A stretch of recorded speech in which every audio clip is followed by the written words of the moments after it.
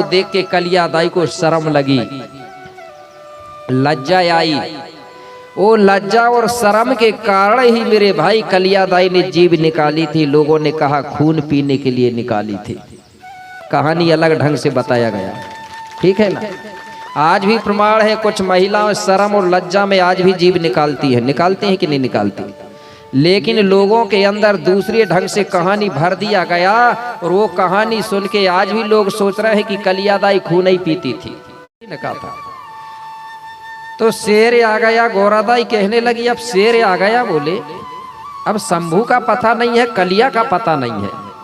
बोले जंगोदाई क्या करेंगे? बोले मुझे तो समझ नहीं आ रहा। बोले कुछ बोले कभी शेर गया था तो शेर नहीं आया, अब बोले शेर आया है तो शंभू नहीं आया। बोले ये जंगल में हो क्या रहा? बोले जंगोदाई तुम तैयार हो? बोले अब बोले अपन दोनों चलेंगे। बोले अब जंगोदाई और गौरादाई दोनों तैयार हो गई अब शंभू की पता लगाने के लिए और कलिया की।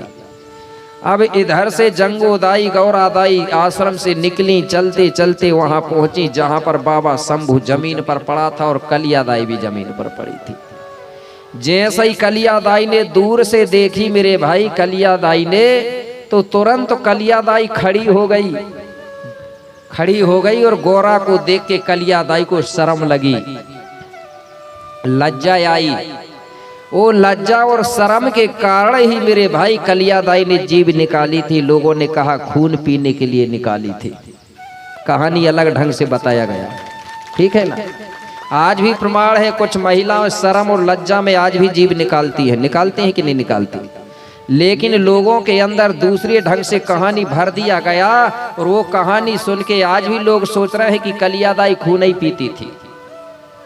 विकराल रूप था, ऐसा बना बना के बता दिया। कई लोगों के अंदर तो ये भाव समा गया है, भाव समा गया है। और कईयों को तो जब कलियादाई की भार आती है तो वो भी ऐसे ही होती है।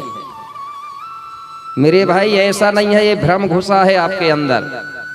कई चिल्लाती है बेचारी, मुझे अच्छे से मालूम है जिसको देवता आती है, देवियां आती हैं, आता कुछ वो है ना बात, गुस्सा मत हो ना कोई महिला जिसको आती होगी। वो कहते हैं ना दारू वालों को, एक पाव पिए नशा दो की बताए, है ना, ऐसा ही है। एक भाव है, भावना है, लोगों ने कहानी बता बता के दिमाग में भर दिया है, भ्रम बना दिया है, तो वो भाव बन गया है। तो वो कई आई बेचारी तो जीभ निकल रही, मैं काली रे, ठीक है। आपको मालूम है अगर जिसको देवी आई चुपचाप बैठ भी सकता है, ऐसा कुछ नहीं है कि नहीं बैठ सकता, बैठ सकता है। मुझे भी तो आती है, मेरी तो उतर ही नहीं रही है। पता है आपको, कोई जानता है क्या देवी आई है करके? तुम्हारी तो 1 घंटा 2 घंटा नाचेगी और बाद में धूप पारा लेके उतर जाएगी। मैं तो लगभग 14-15 साल हो रहा हूँ, उतर ही नहीं रही है। और धूप से नहीं उतरेगी मेरी देवी उतरेगी तुम जागोगे तब, ठीक है ना। क्या है, ज्यादा परेशान नहीं होना चाहिए, नाचना है अच्छी बात है, मनोरंजन ठीक है, लेकिन इतने परेशान तो मत हो। गर्मी है, कई का कुछ गिर गया, कुछ का कुछ हो गया, कई बीमार हो जाते हैं, इन्फेक्शन होता है ज़्यादा लोड लेने से मस्तक में। कईयों की फिर 20-20 दिन भी नहीं उतरती, वो वायरस बन जाता है दिमाग में, कई लोग पागल हो जाते हैं, ठीक है। इसलिए बढ़िया प्रेम से नाचो, बढ़िया नाचो, ठीक है ना। कई चीज़ों गुम गई, कई की बड़े बड़े मंचों में मुझे मिलती नहीं है। कई ने लौंग गिरा दिया ना के, किसी ने कानों के बाला गिरा दिया। इसलिए शुद्ध रहे ख्याल से नाचना चाहिए, ठीक है ना। ऐसा लगता है कि याद ही नहीं रहता होगा, याद रहता है। प्यास लगेगी तो पानी पी सकते हैं, भूख लगेगी तो खाना खा सकते हैं, ऐसा नहीं है, ठीक है ना।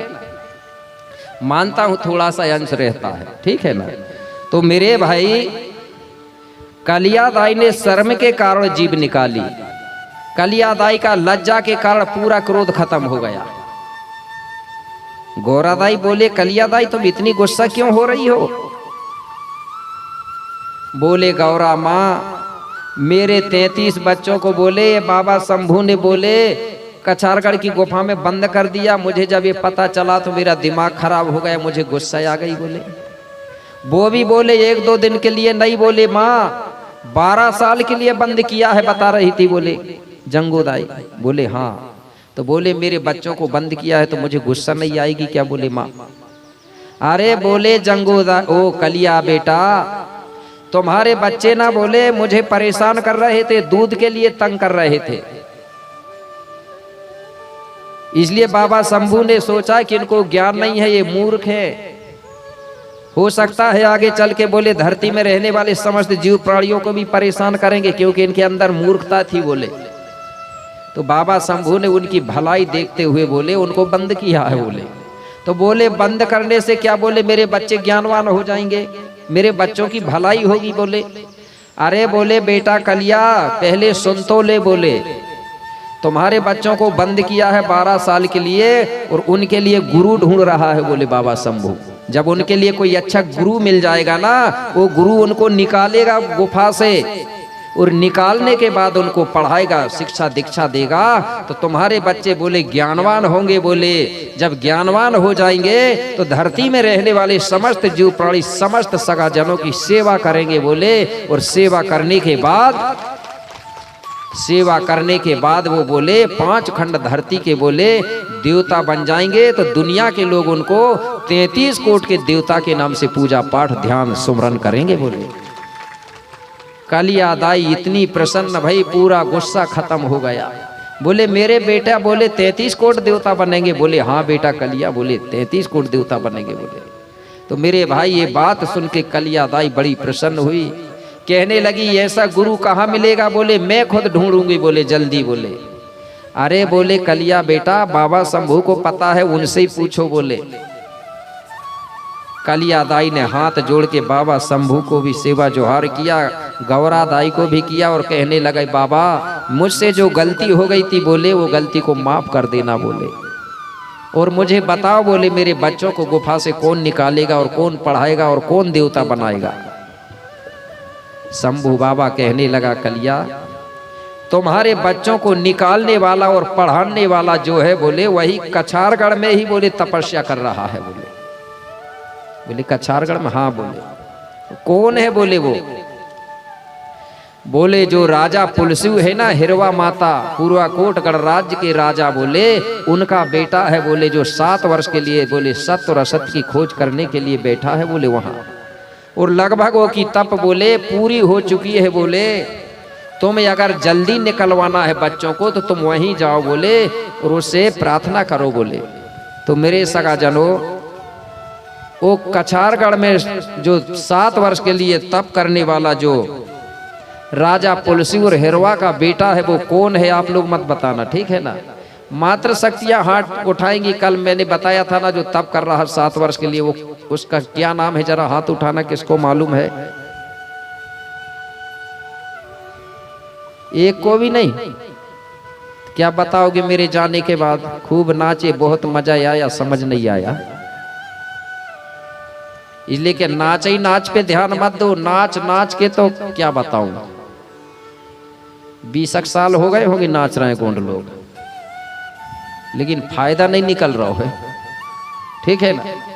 नाचो भी अच्छी बात है, लेकिन उसके साथ में नाचते हुए, खेलते हुए, हंसते हुए, मजा करते हुए हमको इतिहास भी सीखना है, याद रखना, ठीक है ना?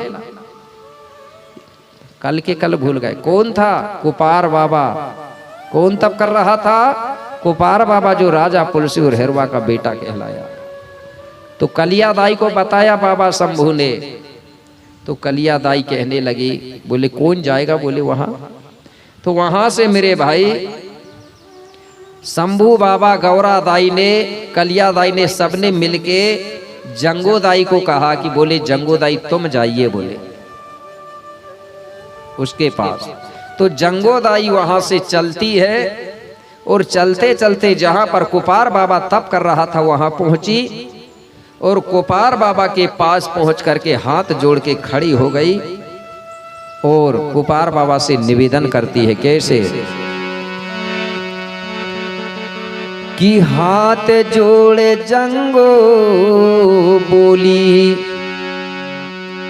आज सुनो हिरवा पुत्र कुपारो, उरिया बिढिंगा में आई हूँ आज ले करके कुछ कार्य। हाथ जोड़ के जंगोदाई कहने लगी वहां कुपार बाबा से, बोले बाबा मैं आपके पास कुछ काम लेके आई हूं। बोले कौन सा? बोले बाबा कछारगढ़ की जो गुफा है उसमें बाबा शंभू ने कली कंकालनी के 33 करोड़ बच्चों को 12 वर्ष के लिए बंद कर दिया है। इसलिए बोले बाबा आप मेरे साथ चलिए और वो 33 करोड़ बच्चों को गुफा से मुक्त कर दीजिए, निकाल दीजिए। तब कुपार बाबा जंगोदाई के साथ वहां से निकलते हैं और चलते चलते कछारगढ़ पहुंचते हैं, मतलब जंगल। वहां जाके गुफा ढूंढने लगे। दोनों लिंगो और जंगो, बहुत बड़े बड़े पेड़ पौधा थे मेरे भाई, और आज भी है। जैसे ही वो जंगल में घुसे तो इनको गुफा ही नहीं दिख रहा था। ये ढूंढ ढूंढ के परेशान हो गए, लेकिन गुफा नहीं दिखा।